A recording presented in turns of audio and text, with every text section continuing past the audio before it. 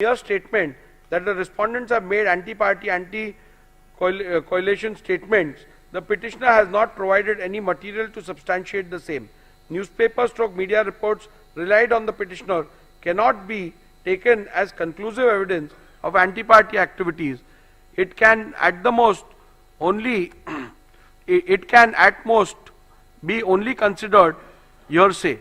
Thus, a mere unsubstantiated statement cannot be ground to attract disqualification under paragraph 21A of the 10th schedule.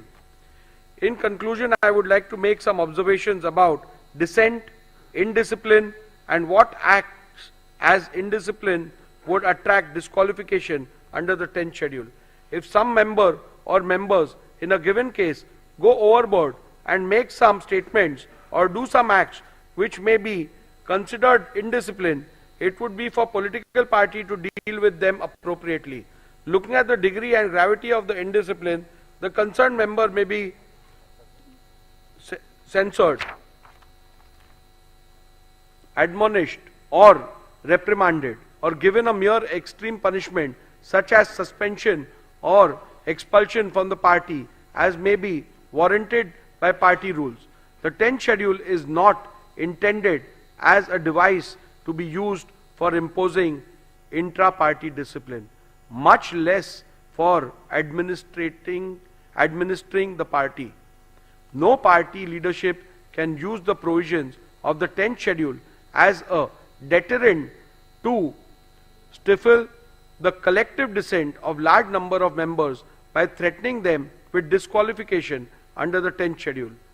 In a given case, when a tussle for leadership arises between leaders in a political party, the elected members, as indeed the common party workers, usually cannot remain mute onlookers. They are compelled to choose sides. Wherever whatever else may be the consequences of this action or inaction, the parties cannot expect that the high office of the speaker can be used to eradicate opposition or quell dissent in party ranks by employing the mechanism of the 10th schedule. In any case, the speaker has no role to play in this game of political tussle between warring party leaders. The speaker merely goes to the letter of the law and the spirit behind introduction of penal consequences in the 10th schedule, which in my considered view is to preserve the democratic foundations of the legislature or the parliament. I must keep in mind this object underlying the 10th schedule and ensure that the dispute falls within the provisions of paragraph 21A and B, and that his powers are not sought to be invoked with ulterior motives for party gain. In view of my conclusions and findings recorded herein above, petition number 1 to 16 of 2022 are hereby dismissed.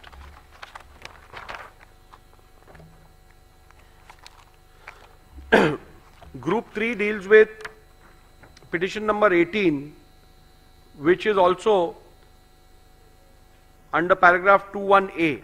So I am only reading the operative part because the preliminary issues, the ruling will be the same on that. So I'll go to the operative part of it. You can deal with the judgment order with regards to the other aspects. Yeah. In view of my conclusion and findings recorded herein above, petition number 18 of 2022 is hereby dismissed.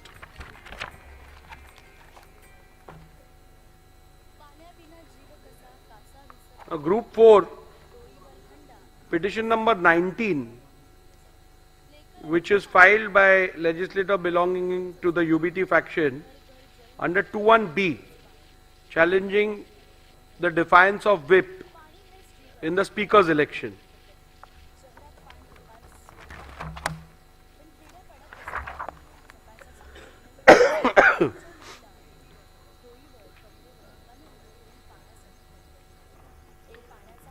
Petitioner has contended that the respondents are liable to be disqualified on various grounds. Both the petitioners and respondents' submission are recorded in section 2 herein above. However, the prayer for disqualification in the present petition is restricted to the alleged violation of whip dated 2nd July, allegedly issued by the petitioner in respect of the election of the Speaker held on 3rd July 2022. Other amendments are all repetitions of submissions in petition number 1 to 16 and petition number 18 of 2022. Thus, my finding thereof may be read and referred to in respect of the amendments under paragraph 2, subclause 1, subclause A of the 10th schedule. Thus, the only ground on which the petitioner sought disqualification of respondent is that the respondent has violated the whip dated 2nd July, allegedly issued by the petitioner in respect of election of the Speaker held on 3rd July 2022. This submission cannot be accepted and the respondents cannot be held to be disqualified in view of my conclusion in respect of the real political party that the Shinde faction was the real political party when the rival faction emerged, and Sri Sunil Prabhu ceased to reflect the will of the political party from the moment rival factions emerged. Thus, it would not be correct to say that Sri Sunil Prabhu has any authority to issue any whip on 2nd June 2022. Hence, on this ground alone, petitioner's case that the respondents are liable to be disqualified for violation of whip dated 2nd July 2022 must be rejected. Irrespective of any conclusion that may be reached about which faction was the real political party, respondents could not be held to be disqualified on the ground that they violated the whip dated 2nd July 2022. This is because of the reasons recorded herein below. The petitioner has failed to prove the service of whip dated 2nd July 2022. Petitioner Sri Sunil Prabhu PW1 in his affidavit in lieu of examination in chief deposed that the whips dated 2nd July 2022 were sent by email to the email address of the respondents. He stated that Sri Vijay Joshi, an employee working in the Shiv Sena Vidhimandal Karyalay, Vidhan Bhavan, was instructed to send the whip. He further deposed that 2 whips dated 2nd July 2022 were sent by Sri Vijay Joshi to the respondents in disqualification petition number 19 and 21 of 2022. We did 3 emails dated 2nd July 2022. The said emails were produced along with the affidavit in lieu of evidence in chief. He further stated that email addresses of the respondents were taken from the email addresses mentioned in the official list of members of Maharashtra Legislative Assembly 2023 or as mentioned in a list furnished by the advocates for the respondents. We did the email dated 21st September 2023. Shri Vijay Joshi, PW2, specifically filed affidavits in lieu of examination of chief and deposed that he was working in the Shiv Sena Vidhimandal Karyalay, Vidhan Bhavan, in June 2022 and on instructions of Shri Sunil Prabhu sent 2 whips dated 2nd July 2022 to the MLA of Shiv Sena Legislature Party. We did 3 emails. He produced printouts of emails dated 2nd July 2022 along with whip dated 2nd July 2022. However, during the cross-examination of Sri Vijay Joshi, PW2, he deposed that one computer operator printed the whip dated 2nd June 2022 and he along with 2 peons distributed the whip to all the legislators of Shiv Sena. Further, he also deposed during cross-examination that acknowledgements were taken. Thus, the witness who was specifically brought to depose in respect of the service of whip dated 2nd July 2022 made extremely contradictory statements in the affidavit in lieu of examination in chief and during cross-examination. Further, it is to be also noted that the acknowledgement talked about by Sri Vijay Joshi, PW2, were never brought on record. Coupled with the above facts, respondents have demonstrated how some of the email IDs in the printout of the email produced by Sri Vijay Joshi are wrong. In view of the above, I hold that petitioner has not been able to establish the service of whip dated 2nd July 2022 and thus petitioner's case that the respondents were liable to be disqualified for violation of whip dated 2nd July 2022 must be rejected. Rule 3 subclause 5 of the members of Maharashtra Legislative Assembly disqualification on the grounds of defection rule 1986 provides that where a member belonging to any political party votes or abstains from voting in the assembly contrary to the directions issued by such political party or by any person or authority authorized by it in this behalf without obtaining in either case the prior permission of such political party, person or authority, the leader of the legislative party concerned, or shall as soon as may be thereafter and in any case within 30 days from the date of such voting or abstention inform the speaker as in form 2 whether such voting or abstention has or has not been condoned by such political party, persons or authority. From the record of the Legislature Secretariat, it is seen that the petitioner and or UBD faction has not complied with this rule. Thus, on this ground also, petitioner's case that the respondents were liable to be disqualified for violation of whip dated 2nd July 2022 must be rejected. The Honorable Supreme Court in Kyoto Holohan and others at paragraph 123 SCC has held that keeping in view the consequences of the disqualification, i.e. termination of the membership of a house, it would be appropriate that the directions or whip which results in disqualification under paragraph 21b is so worded as to clearly indicate that voting or abstaining from voting contrary to the said direction would result in incurring the disqualification under paragraph 21b of the 10th schedule, so that the member concerned has foreknowledge of the consequences following from the conduct in voting or abstaining from voting contrary to such a direction. A perusal of the whip dated 2nd June 2022 shows that the whip dated 2nd June 2022 does not contain any words which would indicate that the said whip, if not allowed, would result in the disqualification. Thus, on this count as well, petitioner's case that the respondents were liable to be disqualified for violation of the whip dated 2nd June 2022 must be rejected. At this juncture, I intend to look into respondent submission that a whip cannot be issued in an election to the post of speakers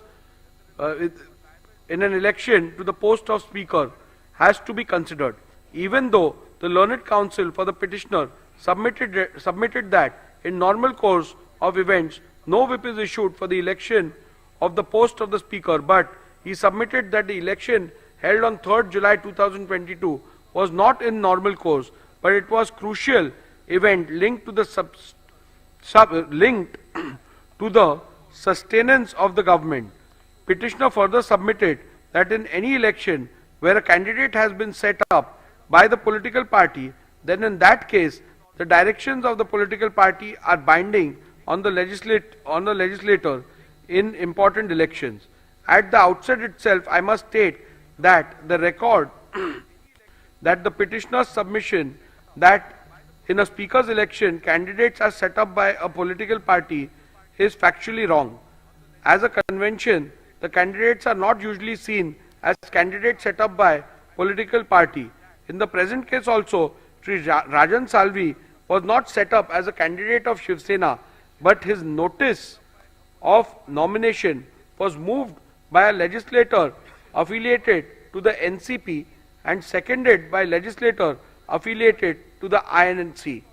This clearly indicates that candidates for the election of speaker are not set up by political parties. In view of the same, the petitioner's own submission, a whip could not have been issued in the election of a speaker as the candidate was not set up by any political party. In view of my conclusions and findings recorded here and above, petition number 19 of 2022 is hereby dismissed.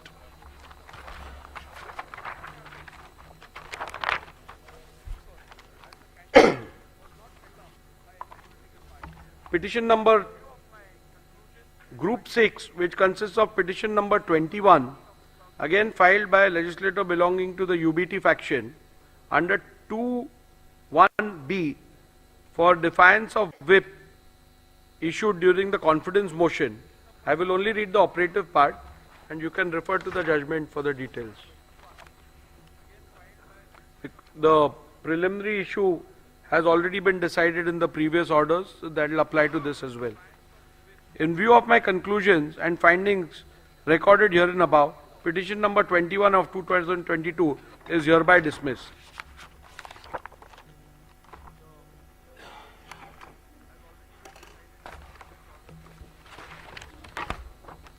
Now we shall deal with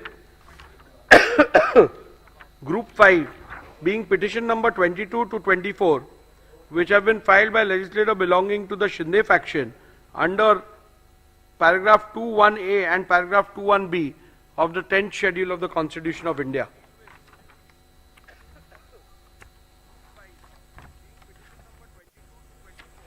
Again, here I am not dealing with the preliminary issue which has already been ruled in the previous order. So I will directly go. Disqualification petition number 20 and 22 to 34 of 2022 has been filed by the petitioner Shri Bharat Gogawale against Shri Nitin Chandrakant Deshmukh and 13 other members of the 14th Maharashtra Legislative Assembly under paragraph 2(1)(a) and paragraph 2(1)(b) of the 10th schedule of the Constitution, inter alia on the following grounds: that a. respondents have by their conduct voluntarily given up their membership of the SSLP, and 2. respondents have voted against the whip issued on 3rd July 2022, wherein all members of the SSLP were issued directions to vote in favor of the confidence motion held on 4th July 2022.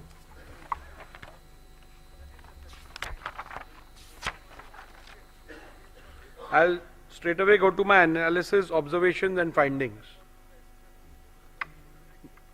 The issue as to which faction was the real political party when the rival factions emerged and who was the duly authorized whip and the leader has been extensively discussed and decided in disqualification petition 1 to 16, group number 1. Since the genesis of both this group and the said group is the same, the preliminary issue is common. Thus, the said decision on preliminary issue decided in disqualification petition number 1 to 16 of 2022 be read as the decision hereunder. Petitioner has contended